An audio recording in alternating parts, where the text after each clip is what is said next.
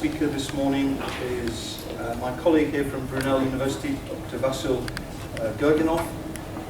Vassil is a reader here in sport, health and exercise, and he is going to share some of the ideas that he's had with his colleague Nikolay Peshin from the Russian International Olympic University. And he's going to talk again about this issue of leveraging the London and Sochi Olympics and Paralympic Games for organisational capacity building.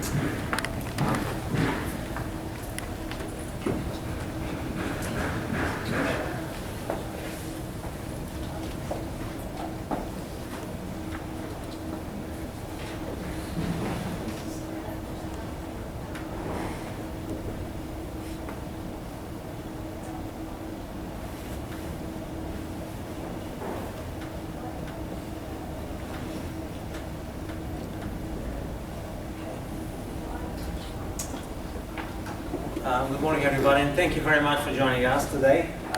Your support is really appreciated. Secretary, I'm afraid I'm going to change slightly the tune, so I'm going to use technology, and I'll certainly try to take up your challenge to address the concept of organizational capacity, which of course is not easy, but at least we'll try. The presentation today is based on collaborative work with my colleague Professor Nikolay Peshin from the Russian University, and I also would like to acknowledge the support of the International Olympic Committee Olympic Studies Center for providing kind of the ground for on which this study is based, and particularly the support of Nikolay Peshin and her colleague from the IOC, Isabella, and Irina, who hopefully will join us in conducting the study. As the previous speaker mentioned, we know relatively little about we know a lot about the role of NGBs and what they're supposed to do in their own countries, but we know relatively little about how they engage with the games and what they make out of this engagement.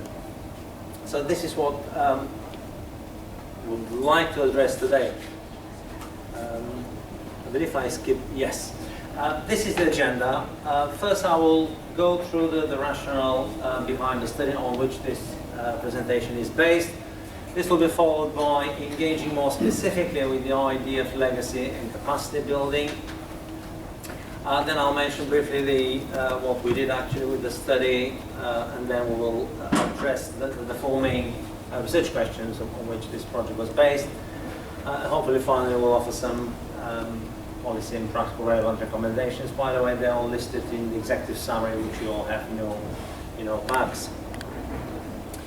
As I mentioned earlier, the nexus between the Olympic Games and the sports governing bodies of sport is not really well understood.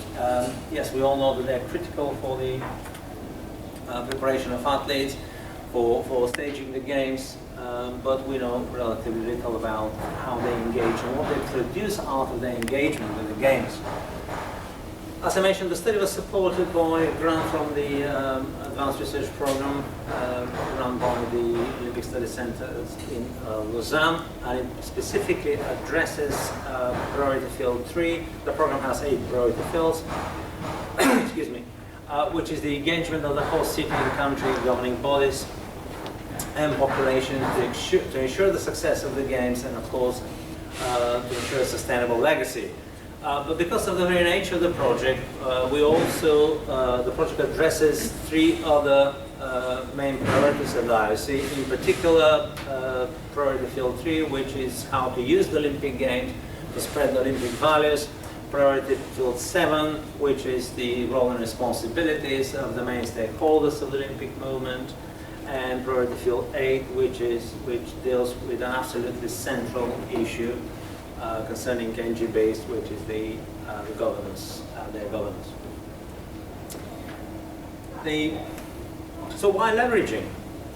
Leveraging is a relatively new strategic approach to mega events, which emerged more or less out of the dissatisfaction of the impact studies, which over the past probably good 10-15 years have started to dominate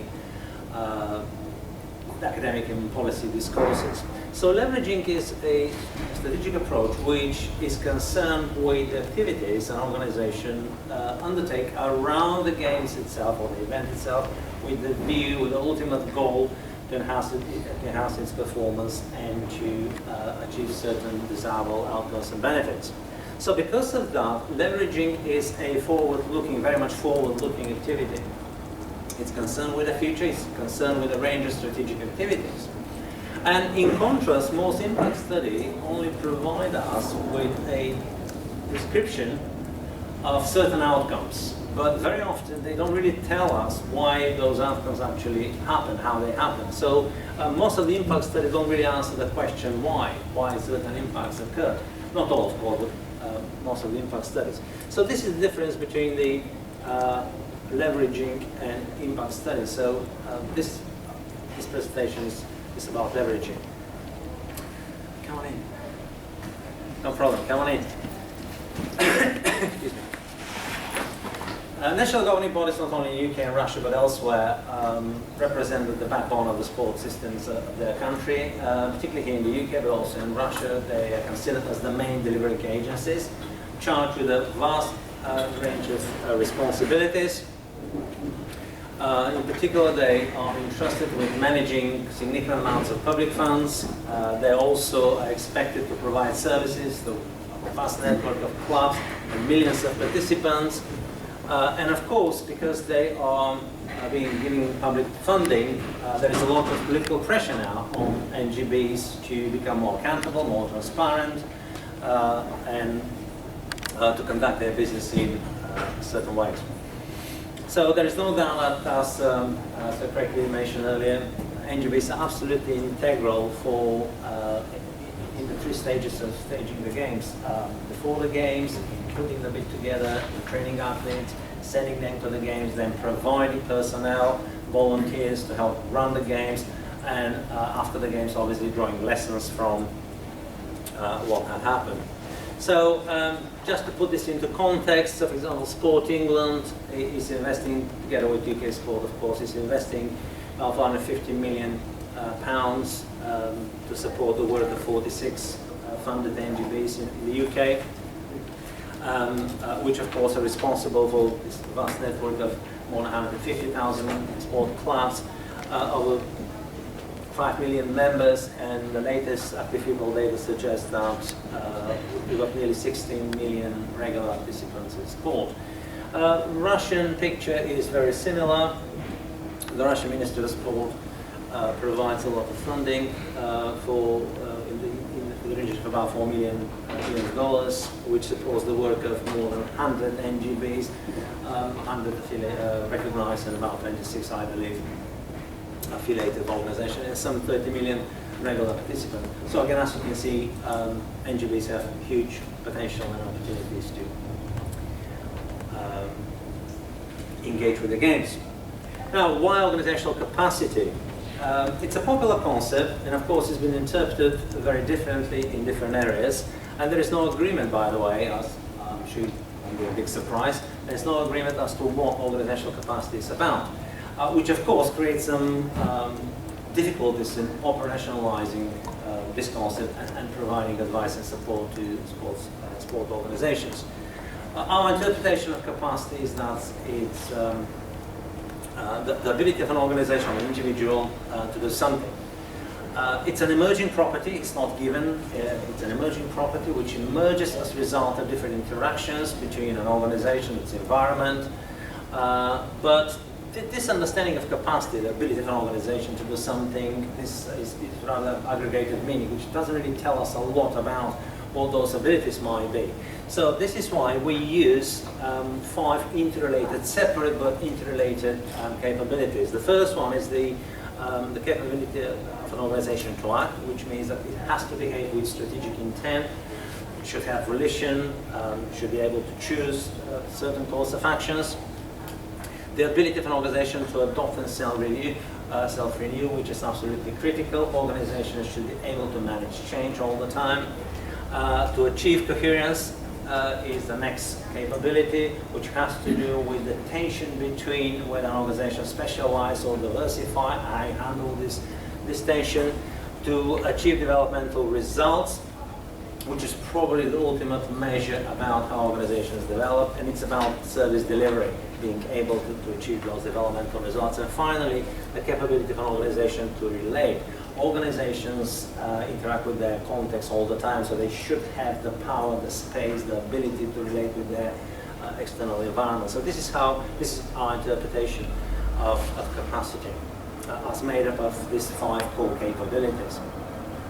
Of course, capacity can be discussed at 2 different levels, an individual level, and most of the findings, as you'll see shortly, indicate that there were big gains for individuals working for NGBs at organizational and national level. To put it shortly, capacity from an organizational point of view is the means to performance, the means of an organization to perform. And capacity building or capacity development is actually the actual organizational efforts to improve those organizational means. So what were the main research questions? There were 4 research questions we wanted to address. The first one was, why do host NGBs engage or not engage with the Olympic Games? What is this? I mean, how they perceive the Games? What is this that interests them, and how they do that?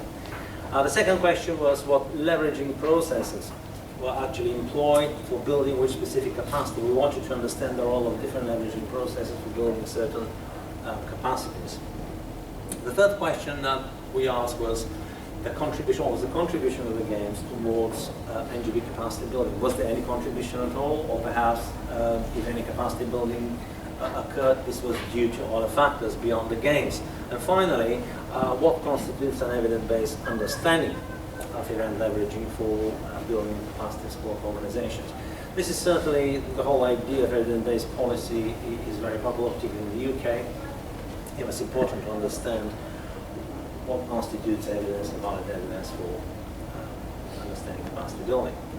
So the actual study, we 3 main instruments. The first one was an online survey, which was constructed based on the conceptualization of capacity, which consists of about 46 questions in 9 different sections, each corresponding to specific areas of concept of property of capacity. The second instrument was 4 in-depth case studies conducted with British Paralympic Association, British Cycling, and the Russian Figure Skating and Cross-Country Skiing Federations. The rest of the talk will concentrate more on the general findings, because we have 2 excellent speakers later today that will touch specifically on British Cycling and the British Paralympic Association. The response rate was, as usually happens with online survey, about 30% for the UK sample, and much less for the Russian sample, for reasons which I will explain in a minute. But before we actually go into the details of how NGBs leveraged the Olympic Games and what they were able to achieve, it's important to consider the 2 main defining characteristics of mega events and Olympic Games in particular. And these 2 characteristics are time and space, which define this unusual relationship and set aside mega events such as the Olympic from any other occurrence really. So it's important to actually consider the scale and the leveraging potential of the Olympic Games, because as Mr. Craig mentioned earlier, these are 2 very different events, the summer and the winter Olympic Games. UK represents an example of a relatively small country which hosted the ultimate event. And Russia, in contrast, represent the opposite case of a huge country in terms of territory and population, twice as much as the UK, which hosted another mega event, but not that big as the Summer Olympic Games. In case you were struggling with your Russian geography, I put the pins to indicate where Sochi was and London. And Russia has 11 time zones, so as you can imagine, the leveraging potential, the scale of the games was very, very different from what you would expect in London. Some basic metrics to give you a sense of the scale, the difference between the 2 events. The number of athletes, obviously, the first figure corresponds to the athletes in the Summer Olympics, the May Olympics, and the second figure is about the Paralympic Games. very different as you see. Number of countries, number of sports participating, the global TV audiences, the number of volunteers that took part in both events, the number of tickets sold, the sponsorship generated. Interestingly, Russia did much better in monetary terms in generating sponsorship than London, and number of followers on social media. So quite clearly it's important to see that the leveraging in context and consider the scale and the time of the event. Okay, so what were the general perceptions of NGBs about the games? The overwhelming majority of NGBs in both countries suggested that, in their view, the games represented a unique opportunity for the development of sport. 84% in UK and 80% of the Russian NGBs agree that. However, we also need to be mindful that these opportunities were not equal for different sports and for sports of able-bodied and people with disabilities. So, for example, the UK winter sports saw very little relevance of the London Games to winter sports in UK, and equally the Russian summer sports were equally skeptical about the contribution of winter games for the development of sport in general. We were also interested very much in understanding to what extent NGBs actually integrated the games into their overall strategic plans, and the picture was rather mixed. Roughly 40% in both countries were able to somehow integrate the games into their strategic plans. And this table, I hope you can see this from the back, gives you an indication of different areas where, for example, NGBs were able to develop specific strategies, such as growing sport participation, identifying talent, achieving success, and improving facilities and equipment.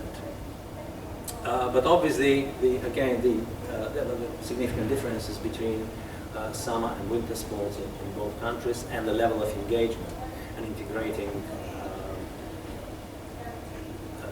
the games into the strategy of sports governing bodies.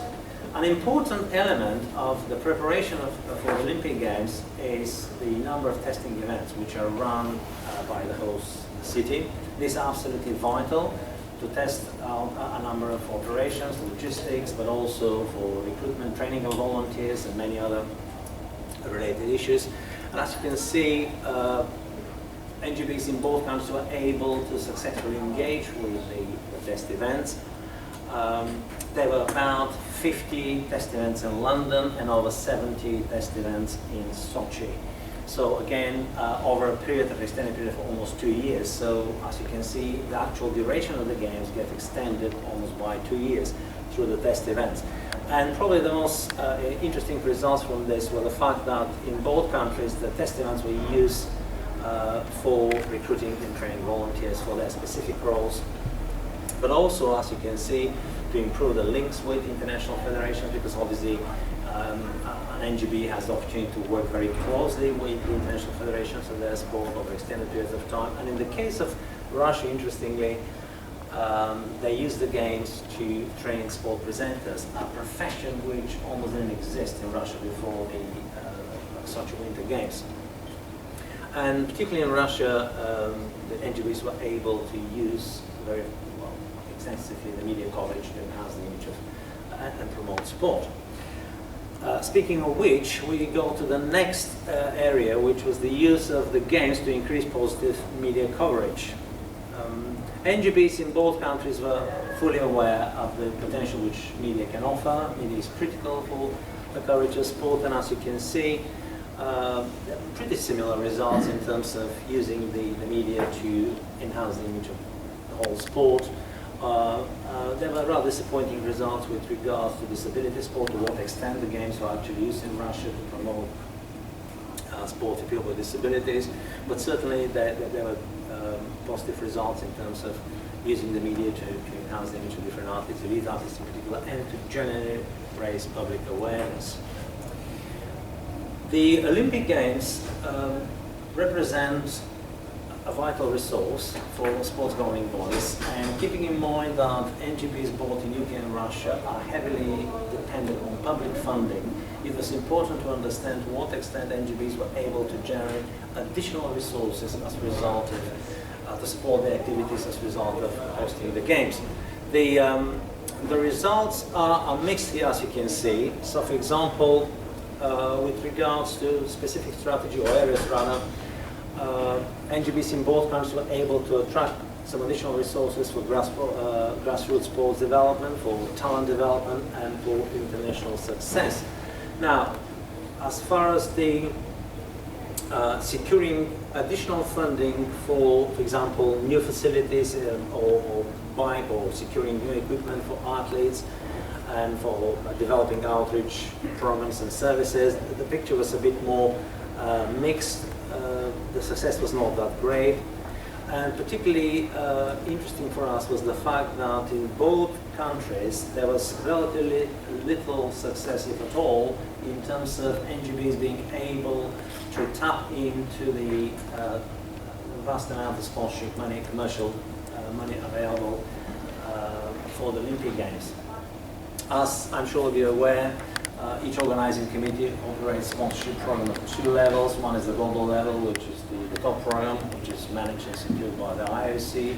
But in addition to that, they have their national sponsorship programs, and all sponsors have their activation budgets. But unfortunately, NGBs were unable to tap much into the activation budgets. So there was very little success in terms of generating commercial resources from sponsorship.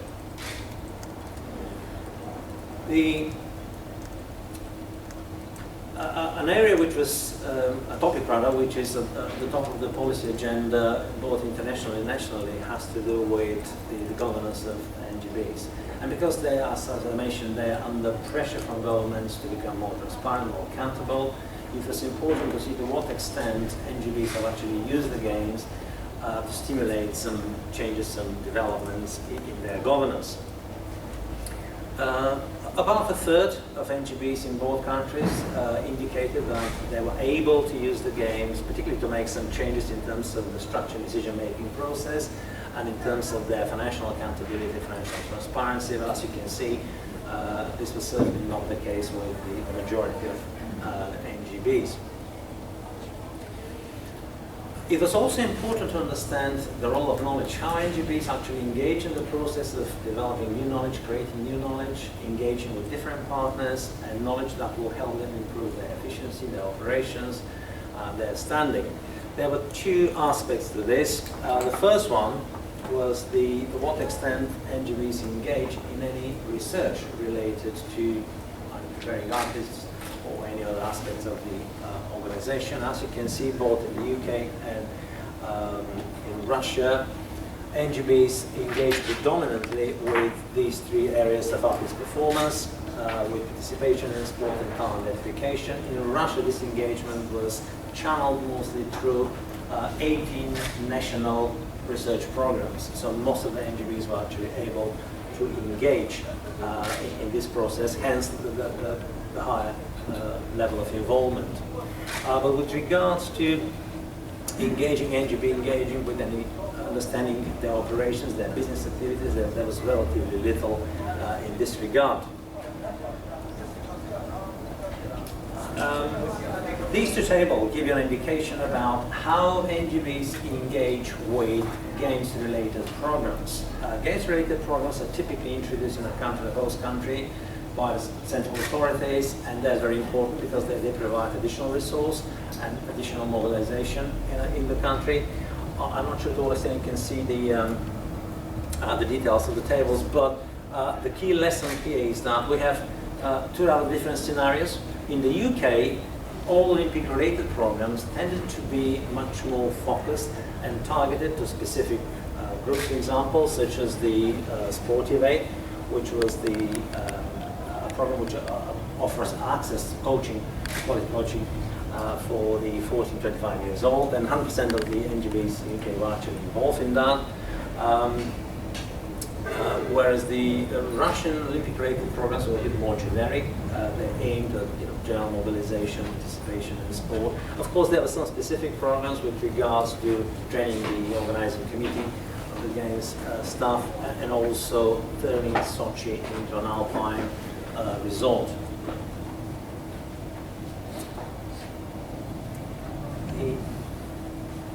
As I mentioned earlier, the Olympic Games provide huge opportunities for the host NGBs to engage with the international federation of their sport, because they have to interact with them literally on a daily basis, because local NGBs help in planning and execution of the games. So we were interested to find to what extent NGBs were engaged with international federations, and as you can see, the engagement was not that great. There were different initiatives, for example, hosting development proposals, organizing master classes, piloting new projects, pre-games training camps, and of course international competition was the area where there was a great deal of cooperation between NGBs and international sport federations. But again, this represents a major resource. And I should have mentioned that this study is could be considered as a second stage of an earlier study which we conducted before the Games in the UK only with the help of Sport England. And these results have largely confirmed the findings of the first study in 2011 before the Games, which is only for the UK. There was no comparative element. Much of the work of the NGBs is premised on their cooperation with different authorities, local authorities in particular, and the regional agencies. And again, we wanted to establish to what extent NGBs have engaged with local authorities and other agencies in generating new projects and collecting data. And as you can see, there was a great deal of engagement, particularly in the UK, in terms of collaborating with local authorities to run promotional campaigns to increase participation, not so much in Russia, but also in terms of talent identification, wider cultural activities, and even the UK tourist development, which interestingly enough was certainly not the case in Russia, although Sochi was identified to become as the ultimate alpine destination. Winter sports federations in Russia were not really engaged with that. So who were the main beneficiaries from the Games? The list is long and much more diverse, I have to say, in the UK compared to Russia. The main beneficiaries are, of course, the sport as a whole, NGB staff, particularly in the UK, and the coaches, referees and technical personnel, volunteers. Obviously in the UK were the main beneficiaries, were considered as the main beneficiaries from the Games, because a great deal of skills and social capital was developed as a result of engaging volunteers with the Games. Obviously sport, especially in clubs, and the reason we have a rather high result here with the Russian individual members is what they actually mean by this is the athletes themselves. So from the Russian point of view, athletes were considered the main beneficiaries from the Games, whereas in the UK it was the volunteers. And again, these findings are consistent with the earlier study we conducted in UK in 2011.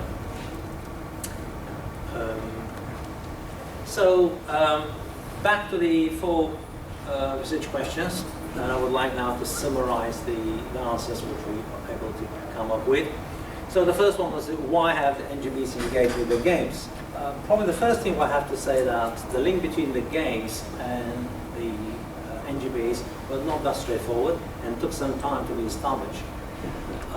This link, obviously, how quickly this link was established differed across different NGBs, but generally speaking, in the UK it takes around 2 years for the government to come up with a strategy, and then another 2 years after not being awarded the Games for the government to produce the strategy for disability sport. So again, this link was not that straightforward. However, the NGBs in both countries overwhelmingly stated there were two main reasons for engaging with the Games. The first one was a sense of historical responsibility. people just felt that this was once in a lifetime opportunity where the eyes of the world are on the country, and you have to be your best as a country to showcase your achievements, and particularly for NGBs in the field of sport. So they felt this sense of historical responsibility. And the second related reason was that the Olympic Games represented an opportunity occasion. It was a ready-made marketing opportunity, free marketing campaign, which NGBs were able to utilize and to build on. So these were the two main reasons for NGBs engaging with the Games. Although, as I said, views evolved over time. They were more straightforward. It took some time for different NGBs to formulate, to come up with their responses to this opportunity. The second question is, what leveraging processes were employed for building which capacities? So, two general approaches emerged. For us, it was very interesting. The first one, which was exemplified by the UK NGBs, saw the Games as a resource, which, and the Games, in the view of most NGBs in this country, were responsible for generating a number of social, political, economic interactions which otherwise, perhaps, may not have been possible in the absence of the Games. So because of that, they saw the Games as a resource which should be leveraged. So NGBs can gain certain benefits. And of course, they also understood this as an opportunity to change both individual and organizational behavior. The Russian approach was slightly different. The Games, from the Russian NGB's point of view, the Olympic Games were a celebratory event of the highest order, which of course you only have the opportunity maybe to host once in a lifetime, and which attracts naturally a great deal of resources. But the Games was perceived as a critical enabling factor for achieving long-term national sports strategy. In the case of Russia, they had in place this long-term sports strategy for over 7-8 years, and the Games were just seen as an additional opportunity to boost, to develop this strategy, which of course resulted in a number of similar and different impacts. So these are the main leveraging processes used by NGBs in both countries. The first was aligning the Games with their strategic plans, which, as I mentioned, happened more successfully with some NGBs than others. The second was aligning the strategic Games opportunities with organizational learning, structure and governance. The third was again aligning with national-wide programs, and this is probably where most of the NGBs were more successful. They were successful in aligning with specific programs and then gaining specific benefits, leveraging specific benefits as a result of this. The fourth leveraging process was engaging in NGBs with strategic partners nationally and internationally to address organizational, social and economic issues. This was certainly the case with many NGBs, being able to forge partnerships with local authorities or with international federations. The next was using the media obviously creatively to promote sport and to raise general awareness. And finally, to use the success of elite athletes to actually promote sport. This was particularly interesting in the case of the Russian NGBs, particularly figure skating and cross-country skiing, because these two sports were somehow in decline in Russia over the past few years, but thanks to the Winter Olympic Games, and without any additional efforts, if you like, they were able to generate a lot of new interest and new people coming into sport and taking up these two sports. So as a result of the utilization of these leveraging processes, the three core capacities that were built were first the capacity to act, by improving staff qualification, organizational learning and processes. So thanks to the Games and the leveraging of the Games, NGBs were able to enhance their capacity to act, to take more ball stance, to be able to act with strategic intent. The second was their ability to relate, to enhance the positive coverage of sport and create aspiration to share information and knowledge. And finally, to generate developmental results. This is particularly the case with the two case studies, four case studies we conducted, and I'm sure that Stuart Kelly will be able to explain in much more detail later today how this occurred with British cycling. Of course, there were some obstacles to leveraging, more specifically the lack of appreciation of the mobilization capacity of the games and what can actually be achieved by engaging with the games on a bit more strategic level. So these were the main leveraging processes and the three core capabilities that were affected as a result of that. What was the contribution of the games for capacity building? There were four main contributions the games made. First of all, the games challenged clearly NGBs to think more comprehensively and creatively how to respond to this unique sense of historical responsibility and opportunities.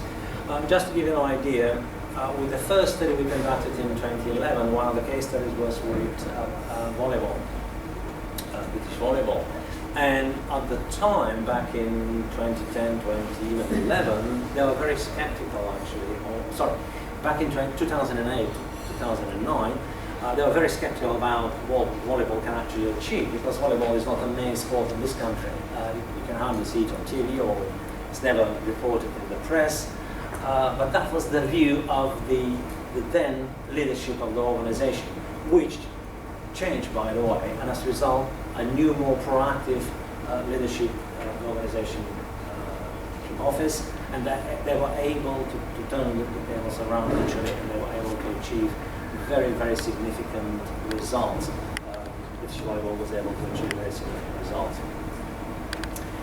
The second contribution was providing a powerful marketing tool to support online organizational efforts. As I said, this was perceived as a free marketing opportunity. It would be ridiculous not to use it and to promote sport, to the extent that many NGBs found, and clubs in particular, found themselves overwhelmed with requests for support services during the games, and straight after the games they were unable to respond to the demand, the huge demand that was generated as a result of this.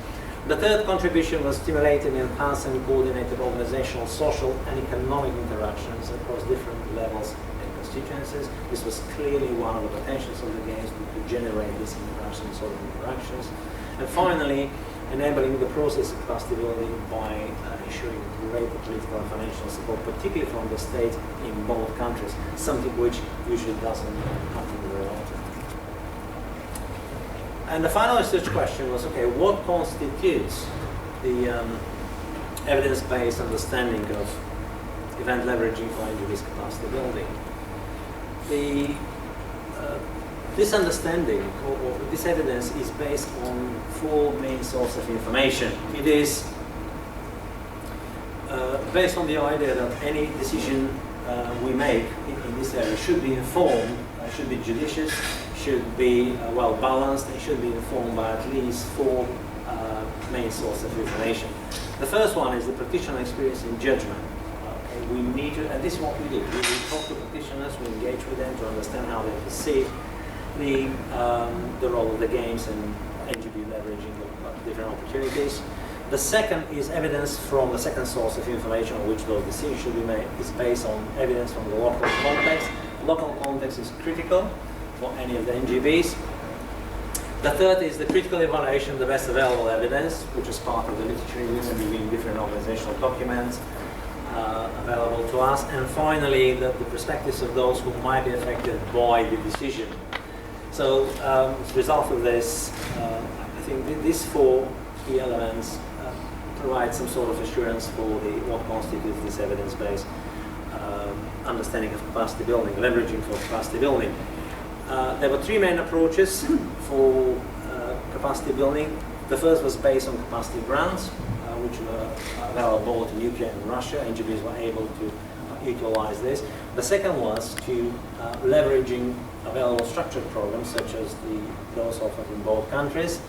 And finally, the engaging approach, which transpired for our case studies, particularly with British cycling, which indicates that the organization which is supposed to be its capacity has a much more proactive role in decision making and deciding what is good and best for this organization, as opposed to these two approaches whereby more or less an NGB has to play by the rules, by the conditions which are provided by different agencies or those who own the programs. And finally, I would like to mention some of the key policy and practical recommendations. They are very well detailed in your pack, so I'm not going to go through them in much detail. But in terms of the NGBs, we believe that NGBs has to have to engage much more proactively with the organizing committees of the games and their own business by auditing their own organizational capacity, having good understanding of where they're good at and where they still need to develop their capacities. They also have to make sure that all benefits accrued as a result of their inter game will be passed on to clubs and regional associations, so they don't just stay with the sports governing body. Some recommendations with regards to the organizing committee of the games has to do with better engagement again between the organizing committees of the game and NGBs right through the 3 stages of the event. During the planning stage, the bid stage, where NGBs need to be clearly aware of what their contribution can be, how they can benefit. So for example, in both countries, a number of NGB staff work for the organizing committees of the games, but very, very few people are actually compensated for that. Sorry, very few NGBs are compensating for losing their staff for a period of time, although individuals gained knowledge and valuable experience, but this was not necessarily shared or passed on to the actual organization. And finally, with the IOC, if I may say, Craig, I think IOC can do a much better job in forging better links between, or encouraging links between international federations and local NGBs in designing and channeling programs designed to enhance the organizational capacity, including NGBs into the IOC Olympic Games impact studies, because none of the NGBs in both countries were actually involved in the impact studies, which are mandatory for the organizing committees, and they constitute an essential part of the IOC knowledge transfer program, but they were not involved in that. So there are certainly, in our view, a number of ideas and approaches that can be explored. And that's the end of our presentation. Thank you very much for listening.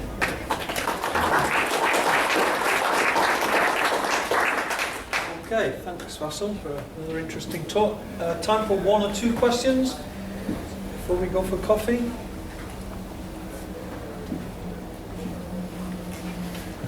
Any takers?